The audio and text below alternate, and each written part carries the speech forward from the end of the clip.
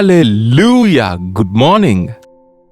இன்னொரு நாளை நம்ம ஆண்டவர் நமக்கு கொடுத்திருக்கிறாரு இல்ல? எழுந்தவுடன் தேவனை துதிச்சிங்களா?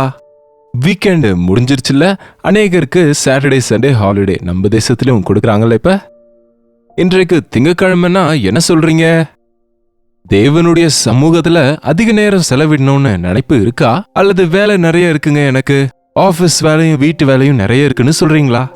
ஆபீஸ் வேலையும் செய்யுங்க, வீட்டு வேலையும் செய்யுங்க, ஆனா ஜெபத்தோட செய்யுங்க. ஜெபத்தை ஓரங்கட்டி வேலை செய்யறதுனால பிரயோஜனம் இருக்காது. மார்ட்டின் லூதர் சொன்னாரு, இன்றைக்கு எனக்கு நிறைய வேலை இருக்கிறதுனால நான் ரொம்ப நேரம் ஜெபிக்கணும்னு சொன்னாருங்க. நாம என்ன சொல்லுவோம்? நிறைய வேலை இருக்கிறதுனால ஷார்ட்டா பிரேயர் பண்றேன்னு சொல்றோம். எல்லா வேலைகளும் சாமர்த்தியமா சக்சஸ் ஆகணும்னா அவ்வளவு நேரம் எல்லாவற்றிற்காகவும் ஜெபிக்கணும். அதனால ஆண்டவர் வாய்ப்பு கொடுக்கும் போதெல்லாம் அதிக நேரத்தை ஜெபத்துல செலவிட்டா ஆவிக்குரிய விதத்துல நாம ஜெயன்ஸ் ஆவோம், வீரர்களாக மாறுவோம் இல்லையாங்க? சிறிய ஜெபம் செய்வோம். பரிசுத்தரே, நமக்கு நன்றி ஆண்டவரே. ஒவ்வொரு நாளும் உம்முடைய வார்த்தையினாலும் உம்முடைய பிள்ளைகளை எச்சரிப்பதற்கும் ஊக்குவிப்பதற்கும் உற்சாகப்படுத்தவும் கொடுத்த இந்த வாய்ப்புக்காக நன்றியப்பா. யார் யார் உண்மையிலேயே இந்த சோசியல் மீடியாவின் மூலம் ஆசீர்வதிக்கப்பட்டு பலப்படுறாங்களோ, உம்முடைய ராஜ்யத்துக்காக ஆயத்தப்படுத்துகிறீங்களோ, உம்முடைய சுவிசேஷத்தை பகிர வேண்டும் என்ற ஆசையோடு யார் ஊழியத்துல பயன்பெறுகிறாங்களோ தங்கள் குடும்பத்தை கட்டிக்கொண்டு தேவனுடைய ராஜ்யத்துக்காக ஆயத்தப்படுகிறாங்களோ அவர்களுக்காக உம்மை துதிக்கிறோம் ஆண்டவரே. இந்த கடைசி நாட்களில் எங்களை விழுந்து போகாமல் வழுவி போகாமல் பின் திரும்பாமல் காக்கும்படிக்கு இயேசுவின் நாமத்தில் ஜெபிக்கிறோம் நல்ல பிதாவே, ஆமென். தேவனுக்கு ஸ்தோத்திரம். கிட்டத்தட்ட 1.5 வருஷமாக ஒவ்வொரு நாளும் தேவனுடைய செய்தியை உங்களிடத்துல நாங்க கொண்டு வந்து கொண்டிருக்கிறோம். உங்களில் அநேகர் தவறாமல் கேட்டுக்கொண்டிருக்கிறீங்கன்னு சொல்றீங்க. நிச்சயமா இந்நேரத்துக்கே நீங்க கேட்ட தேவனுடைய வார்த்தையிலிருந்து உங்க வாழ்க்கையில அற்புத ஆச்சரிய காரியங்களோடு ஆழமான ரட்சிப்பின் அனுபவத்தை, விசுவாச வாழ்க்கையை உண்டாக்கி இருக்கும்னு நம்புறோங்க. கேட்பதினாலே விசுவாசம் உண்டாகும். விசுவாசத்தினாலே அசாத்தியங்களை நம்ம செய்ய முடியும். உங்க ஆவிக்குரிய வாழ்க்கையில இன்றைக்கு எப்படி இருக்கிறீங்க? கீழே மேல விழுந்து எழுந்திருக்கிறீங்களா? அல்லது ஸ்டெடியா நாளுக்கு நாள் விருத்தி அடைகிறவங்களாக இருக்கிறீங்களா? நம்ம எப்ப பார்த்தாலும் பழைய அனுபவங்களை சொல்லிக்கொண்டு உட்கார்ந்திருந்தா முடியாதுங்க. தேவனோடு உறவாடுவது அனுதினமும் தேவை. எந்த நாளின் தீங்கு அந்த நாளுக்கு போதும், எந்த நாளின் பக்தி அந்த நாளுக்கே. நேற்றைய பக்தி இன்றைக்கு உதவாது. நாளைக்காக முன்னமே நீங்க பக்தியை சேமித்து வைப்பதற்கு அது எதுவும் சொத்து கிடையாதுங்க. ஆகவே பயத்தோடும் நடுக்கத்தோடும் நம் ரட்சிப்பை தொடர வேண்டும். வேதத்துல ஒரு சிறிய நிருபம் இருக்கு. இது யூதா எழுதின நிருபம். தயவு செய்து கவனிங்க, இது யூதாஸ் இஸ்காரியத்து எழுதினது கிடையாது. இது இயேசு கிறிஸ்துவின் சகோதரரில் ஒருவனாகிய யூதா எழுதின நிருபம். உங்களுக்கு தெரியுமா? யாக்கோபு யூதா என்பவர்கள் இவருடைய சகோதரர் அல்லவோ என்று சொல்லப்பட்டிருக்கு பாருங்க. அவருடைய சகோதரர் அவரில் விசுவாசம் வைக்கலன்னு கூட எழுதப்பட்டிருக்கு. ஆனா அவங்க எப்போ சிலுவை மரணம் உயிர்த்தெழுதலை பார்த்தாங்களோ, அந்த சகோதரர் இருவரும் கூட அவர் வெறுமனே அவங்களுடைய பிரதர் நினைக்காம அவர் உலக ரட்சகர் என்று அறிந்து கொண்டு அவரிலே விசுவாசித்து ஆதி சபையில ஜப வீரர்கள் ஆனாங்கன்னு வரலாறு சொல்லுது. அதிலே ஒருவர் யாக்கோபு. யாக்கோபு எழுதின நிருபத்தை பாருங்க, எவ்வளவு சிறப்பா இருக்குன்னு. ஜபத்தினுடைய முக்கியத்துவத்தை எவ்வளவு விவரிக்கிறார்னு பாருங்க. யூதா எழுதின இந்த நிருபத்தை நீங்க வாசிங்க. கடைசி நாட்களில் விசுவாசிகள் எப்படி வழுவி போவாங்களோ, விசுவாசிகள் எவ்வளவு ஜாக்கிரதையா இருக்கணும்னு, கலப்படமான போதனைகள் வருகிற இந்த நாட்களில் நாம கேட்ட வார்த்தையை எப்படி பிடித்து கொண்டு ஆண்டவருக்காக எப்படி நிற்க வேண்டும் என்ற எச்சரிப்போடு நிறைந்ததாக இருக்குங்க. யூதா எழுதின நிருபம் எத்தனாவது அதிகாரம்னு கேட்காதீங்க, 1 தான் இருக்கு. அங்க 3ஆம் வசனம் வாசிக்கிறேன், கேளுங்க. பிரியமானவர்களே, பொதுவான ரட்சிப்பை குறித்து உங்களுக்கு எழுதும்படி நான் மிகவும் கருத்துள்ளவனாய் இருக்கையில், பரிசுத்தவான்களுக்கு ஒரு விசை ஒப்பு கொடுக்கப்பட்ட விசுவாசத்திற்காக நீங்கள் தைரியமாய் போராட வேண்டும் என்று உங்களுக்கு எழுதி உணர்த்துவது எனக்கு அவசியமாய் கண்டது. இந்த கடைசி நாட்களில் கள்ள போதனைகள் வரும், புதிய புதிய போதனைகள் வரும், புதிய புதிய விளக்கங்கள் வரும், கலப்படமான போதனைகள் கேட்பவர்களின் காதுகளுக்கு இனிமையான போதனைகள் வரும்னு முன்னமே எச்சரிச்சிருக்கிறாங்கல்ல. ஆகவே சொல்றாரு, ஒரு விசை ஒப்பு கொடுக்கப்பட்ட போதனை. இயேசு கிறிஸ்து மாறாதவர், அவருடைய போதனையும் மாற்றமில்லாதது. எதையும் சேர்க்க தேவையில்லை. இந்த நியாயப்பிரமாணத்தில் எதுவும் சேர்க்கவும் கூடாது, எதையும் எடுக்கவும் கூடாது. ஆனா இன்றைக்கு அநேக போதனைகள், கலப்படமான போதனைகள், பிசாசனுடைய போதனைகள், தேனை பூசிக்கொண்டிருக்கிற விஷத்தை போல, மேல இனிமையா இருந்தாலும் அதனுடைய பயங்கரமான அந்த பிசாசின் எண்ணங்களால் நிறைந்த ஆலோசனைகளோடு மனுஷங்க நிரப்பப்படுறாங்க. அதுக்குதான் நம்ம ஜாக்கிரதையாக இருக்கணும். மனந்திரும்புங்கள் என்பது முதலாவது போதனை. சுத்த இருதயம் இல்லாமல் தேவனுக்கு பிரியமா இருக்க முடியாது. உடைந்து நொறுங்கிய இருதயம் இல்லாம தேவ ராஜ்யத்துக்குள்ள போக முடியாது. இருதயத்தை கடினப்படுத்தி கொள்ளாம எந்த நாளுக்கு அந்த நாள் நம்முடைய இருதயத்தின் நிலைமையை கவனிச்சு வசனத்தின்படி நம்ம திருத்திக் கொள்ள வேண்டும். ஏனெனில் நமது தேவனுடைய கிருபையை காம விகாரத்துக்கு ஏதுவாக புரட்டி ஒன்றான ஆண்டவராகிய தேவனையும் நம்முடைய கர்த்தராகிய இயேசு கிறிஸ்துவையும் மறுதலிக்கிற பக்தியற்றவர்களாகிய சிலர் பக்க வழியாய் நுழைந்திருக்கிறார்கள். சிலர் ரகசியமாக நுழைந்து கலப்படமான போதனைகளோடு, காம விகாரத்தோடு தேவனுடைய அன்பை சரீர அன்போடு தாழ்த்தி ஒப்பிட்டு தேவ ஆசீர்வாதங்களை உலக பொருட்களோடு ஒன்று சேர்த்து பக்தியற்றவர்களாக மாறுகிறாங்க. ஆகவே ஜாக்கிரதையா இருக்கும்படி தேவனுடைய வசனம் எச்சரிக்கிறது. இன்னும் தொடர்ந்து பார்த்தா 5ஆம் வசனத்துல, நீங்கள் முன்னமே அறிந்திருந்தாலும் நான் உங்களுக்கு நினைப்பூட்ட விரும்புகிறது என்னவெனில், கர்த்தர் தமது ஜனத்தை எகிப்து தேசத்திலிருந்து வரப்பண்ணி ரட்சித்து பின்பு விசுவாசியாதவர்களை அழித்தார். எகிப்திலிருந்து அநேக அற்புதங்களை செய்து அடிமைத்தனத்திலிருந்து தமது ஜனத்தை ஆண்டவர் வெளியே கொண்டு வந்தாரு. ஆனா அவர்களுக்குள்ள, அந்த ஜனத்துல விசுவாசியாதவர்களை, ஆண்டவர் வார்த்தையை கேட்காதவங்க, ஆண்டவருடைய வசனத்தை நம்பாதவங்க, ஆண்டவருடைய வாக்குகளை நம்பாதவங்க, ஆண்டவரின் காரியங்களை நம்பாதவங்க, ஆண்டவர் மேல விசுவாசம் இல்லாதவங்க அழிந்து போயிட்டாங்க. அவங்க ஆண்டவரை நம்பாம முணுமுணுத்தவங்க அழிந்து போயிட்டாங்க. ஆண்டவரை விட்டு விபச்சாரம் செய்தவங்க பறந்து விட்டாங்க, செத்து விட்டாங்க. ஆகவே நீங்க அந்த மாதிரி இருக்காதீங்க. ஒரு முறை ஆண்டவர் என்னை ரட்சித்தாருல, பேப்டிசம் சர்டிபிகேட் இருக்குல்ல, பாஸ்டர் ஐயா என்னை புகழ்ந்தார்ல, என்னங்க நான் தேவனுடைய கையில பயன்படுகிற பெரிய ஊழியக்காரன்ல, நான் தேவ ஊழியன்ல நினைக்கிறீங்களோ என்னமோ? இப்போதும் நீங்க பயத்தோடும் நடுக்கத்தோடும் நான் தேவனுடைய ஊழியத்தை செய்கிற மற்றவங்களுக்கு போதித்த பின்பு நான் கெட்டு போவேனோ என்று பவுல் சொன்னாரு பாருங்க, என்னை நான் உழைத்துக் கொள்ளுகிறேன் என்று. ஒவ்வொரு விசுவாசியும், ஒவ்வொரு ஊழியக்காரரும் போதிக்கிறது பெரிய விஷயம் இல்லைங்க, போதிக்கிறதின்படி வாழ்வது முக்கியம். எதை போதிக்கிறோமோ அதை பின்பற்ற வேண்டும். இல்லனா உங்க போதனையை கேட்டவங்க பரலோகத்துக்கு போகலாம், ஆனா நீங்க நரகத்துக்கு போக வேண்டியிருக்கும், தெரியுமா? நாமத்திலே நாங்கள் தீர்க்க தரிசனம் உரைக்கவில்லையா, பேய்களை துரத்தவில்லையா என்ற ஆண்டவர் சொல்லுவாராம், நீங்க யாரோ எனக்கு தெரியாதுன்னு.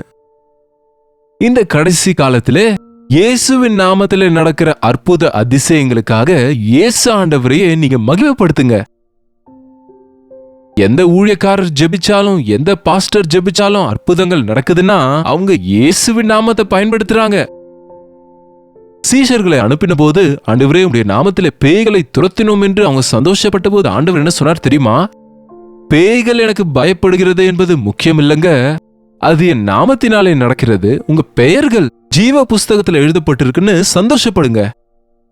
ஆமா, நம்ம ரட்சிப்பு நிமித்தம் நம்ம சந்தோஷப்படணும், ரட்சிப்பை காத்து கொள்ளணும். அந்த இஸ்ரவேலரை தொடக்கத்தில் ஆண்டவர் வெளியே கொண்டு வந்திருந்தாலும் கடைசியில் அவங்க செத்தாங்க.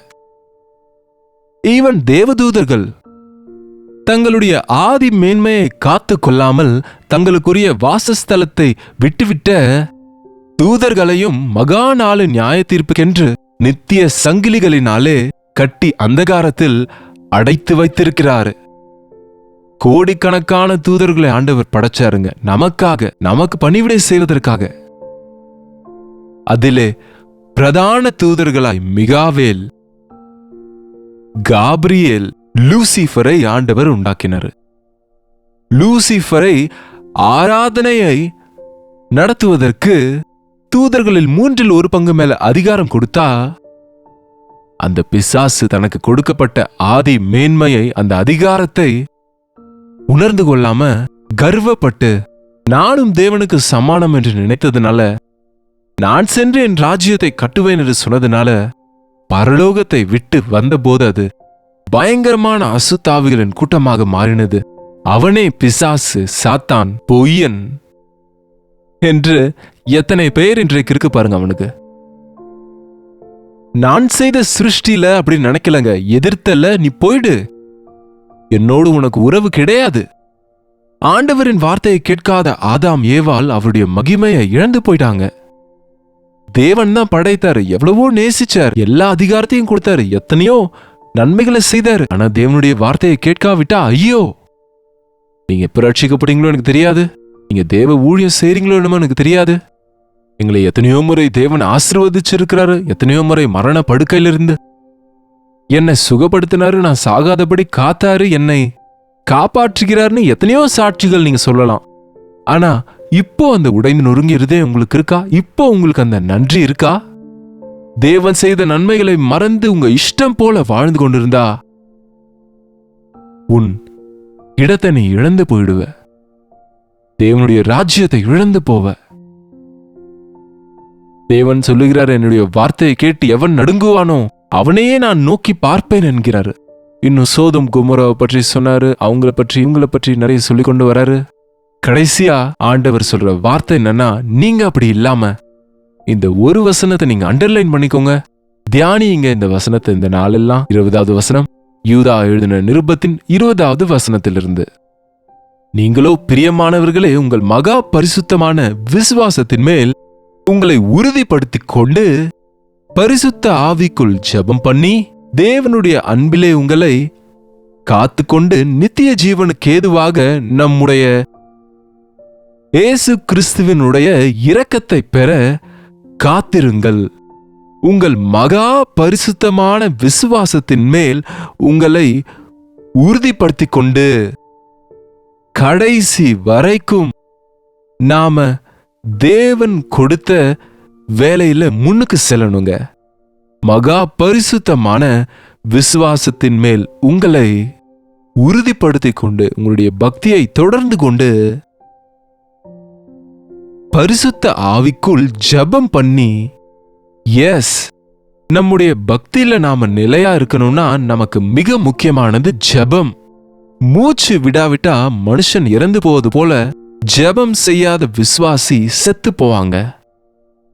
வெறுமனே வாயின் வார்த்தைகளால ஏதோ பெயருக்கு ஜெபிக்கிற ஜெபம் இல்லைங்க, பரிசுத்த ஆவிக்குள்ளாக வாக்கு கடங்காத பெருமூச்சுகளோடு செய்யக்கூடிய அந்த ஜெபம். எது செய்ய வேண்டும், எது செய்யக்கூடாது என்று என்ன நாம கேட்கணும்னு பரிசுத்த ஆவியானவர் சகல சத்தியத்துக்குள்ளும் நம்மை நடத்துவார். பரிசுத்த ஆவிக்குள் நீங்கள் ஜெபம் பண்ணி நித்திய ஜீவனுக்கு ஏதுவாக நம்முடைய கர்த்தராக இயேசு கிறிஸ்துவின் இரக்கத்தை பெற காத்திருங்கள். ஆண்டவருடைய வருகைக்காக காத்திருக்கிற நாட்கள் இது. நித்திய ஜீவனுக்குள்ளாக பரலோக ராஜ்யத்துக்கு சேருவதற்காக ஆண்டவர் வரும் வரைக்கும் பொறுமையோடு நம்ம காத்திருக்கணும். இன்னும் எவ்வளவு காலம் பொய் சொல்லாம, எவ்வளவு காலம் திருட்டு செய்யாம, எவ்வளவு காலம் நிந்திக்கப்பட்டு வாயை மூடிட்டு இருக்கணும், எவ்வளவு காலம் எல்லாருக்கும் முன்னாக தாழ்த்தணும் என்று சிலர் புலம்பிக் கொண்டிருப்பாங்க. எவ்வளவு காலம்? இது என்ன 3 மாச பக்தியா, சீசனல் பக்தியா? ஆண்டவர் வரும் வரைக்கும் காத்திரு.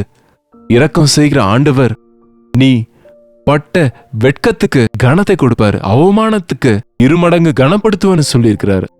உன்னுடைய துக்கத்தை சந்தோஷமாக மாற்றுவேன் என்றார். கடைசி வரை சகிப்பவனே ரட்சிக்கப்படுவான்னு வசனம் சொல்லுது. இயேசு கிறிஸ்துவனுடைய இரக்கத்தை பெற காத்திருங்கள். தேவனுடைய அன்பிலே நிற்கும்படி உங்களை காத்துக்கொள்ளுங்கள். தேவனுடைய அன்பிலே நிற்கும்படிக்கு காத்துக்கொள்ளுங்கள். கிறிஸ்துவின் பிள்ளைகளில் இருக்க வேண்டியது அன்புங்க. சுயநலமற்ற அன்பு, மன்னிக்கிற அன்பு, தியாகத்தோடு செய்கிற அன்பு, அகாப்பே அன்பு. கல்வாரி சிலுவையில ஆண்டவர் காட்டின பரிசுத்தமான தியாகம் நிறைந்த அன்பால நிறைந்து நம்ம இந்த உலகத்துல வாழணுங்க. நீங்கள் ஒருவரை ஒருவர் நேசிப்பதினாலே என் சீஷர் என்று உலகம் அறியும் என்று ஆண்டவர் சொல்லியிருக்கிறார்ல. நான் எத்தனை பாஷைகளை பேசினாலும், எவ்வளவு விசுவாசம் எனக்கு இருந்தாலும், என் சொத்தெல்லாம் ஏழைகளுக்கு கொடுத்தாலும் அன்பு இல்லை என்றால் நான் வெறுமை என்று பவுல் சொல்கிறாரு. உங்க பக்தி ஒரு சட்டதிட்டத்தோடு, ஒரு முறையோடு, நான் ஒரு ஒழுக்கத்துல இருக்கிறேன்னு நினைக்கிறவங்க அன்பை இழந்து போறாங்க. சில நேரம் அன்பினாலதான் நம்ம ஆத்மாக்களை சம்பாதிக்க முடியும். அன்பின் மூலமாக தான் நம்ம மற்றவங்களை இயேசுவினிடம் கொண்டு வர முடியும். தேவன் அன்பு நிறைந்தவர். அவருடைய பிள்ளைங்க அவருடைய அன்பை நம்ம வாழ்க்கையில, நம்ம முகத்துல பிரதிபலிக்கணுங்க. அப்படிப்பட்ட கிறிஸ்துவின் அன்புள்ளவர்களா நம்மை மாற்றி, கிறிஸ்துவின் அன்பை அறியாதவர்களை அவருக்காக சம்பாதிப்பதற்கு ஆண்டவர் நமக்கு உதவி செய்வாராக. ஜெபிப்போம். பரிசுத்தரே, அன்புள்ள தகப்பனே, ஒரு முறை எங்களை பாருங்க ஆண்டவரே. இந்த கடைசி நாட்களில் அப்பா, நாங்கள் பெற்ற ரட்சிப்பை பயத்தோடும் நடுக்கத்தோடும் தொடரவும், கலப்படமான போதனைகளால காற்றினால அடிப்படுவது போல இந்த அந்த போதனைக்கு இப்படி அப்படி போகாமல் நாங்க அன்பை கொண்டு சத்தியத்தை சொல்லி கிறிஸ்துவ போல் இருந்து எல்லா விஷயத்திலையும் வளரவும், எங்கள் விசுவாசத்தை காத்து கொள்ளவும், பரிசுத்த ஆவிக்குள்ளாக ஜெபம் பண்ணி ஒவ்வொரு நாளும் உமக்கு நெருக்கமாக இருக்கவும், உம்முடைய வருகைக்காக எதிர்பார்த்து கொண்டு காத்திருக்கிறவர்களாய் விசுவாசத்தோடு எதிர்பார்க்கும்படி எங்க வாழ்க்கையில அன்பை இழந்து போகாம அன்பிலே நிலைத்திருக்கும்படிக்கு காத்துக்கொள்ள எங்கள் ஒவ்வொருவருக்கும் உதவி செய்யும்படிக்கு கிறிஸ்துவின் நாமத்தில் ஜெபிக்கிறோம் நல்ல பிதாவே, ஆமென். பிதாவாகிய தேவனுடைய அன்பும் குமாரனாகிய இயேசு கிறிஸ்துவின் கிருபையும் பரிசுத்த ஆவியானவருடைய அந்யோன்யமும் ஐக்கியமும் கூடி வந்திருக்கிற அனைவருக்கும் இப்பொழுதும் சதா காலமும் துணையா இருப்பதாக, ஆமென். தேவனுக்கு ஸ்தோத்திரம். உங்களுடைய ஜெப விண்ணப்பங்களுக்கும் பாரங்களுக்கும் கீழ்காணும் 8939801234 என்ற நம்பருக்கு ஒரு டெக்ஸ்ட் அல்லது வாய்ஸ் மெசேஜ் அனுப்புங்க. தினமும் சொல்லுகிறேன் என்று உங்களில் சிலருக்கு கஷ்டமா இருக்கோ என்னமோ. தினமும் புதுசா பார்க்க வராங்கல்ல, புதிய வியூவர்ஸ் பார்க்கறதுனால தினமும் அவங்களுக்காக சொல்ல வேண்டியிருக்கு. உங்களில் சிலர் 1.5 வருஷமா இந்த வார்த்தைகளை கேட்டுக்கொண்டு இருக்கிறீங்க. But every time there are some new people, so I need to announce. நீங்க கூட மறந்து விடுவீங்க. உங்களுக்கு ஒரு ரிமைண்டர் போல உங்களுக்கு ஞாபகப்படுத்துகிறேன். உங்களுக்காக நாங்க ஜெபிக்கிறோம். நீங்க எப்படி இருக்கிறீங்கன்னு தெரிஞ்சுக்கொள்ள ஆவலோடு இருக்கிறோம். உங்க பிரைஸ் ரிப்போர்ட்ஸ் கூட அனுப்புங்க. இன்னும் உற்சாகத்தோட இந்த நிகழ்ச்சிகளை எங்களால் தொடர முடியும். கர்த்தருக்கு சித்தமானால் நாளைக்கு இதே நிகழ்ச்சியில மீண்டும் அனுதின தியானத்தில் உங்களை சந்திக்கிறேன். அதுவரை கர்த்தருடைய கிருபை உங்களுக்கு துணையாயிருப்பதாக.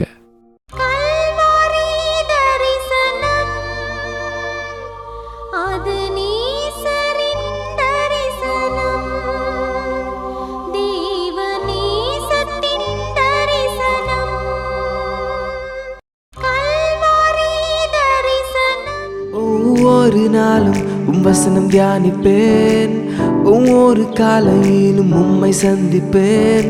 ஒவ்வொரு நாளும் வசனம் தியானிப்பேன், ஒவ்வொரு காலையிலும் உம்மை சந்திப்பேன்.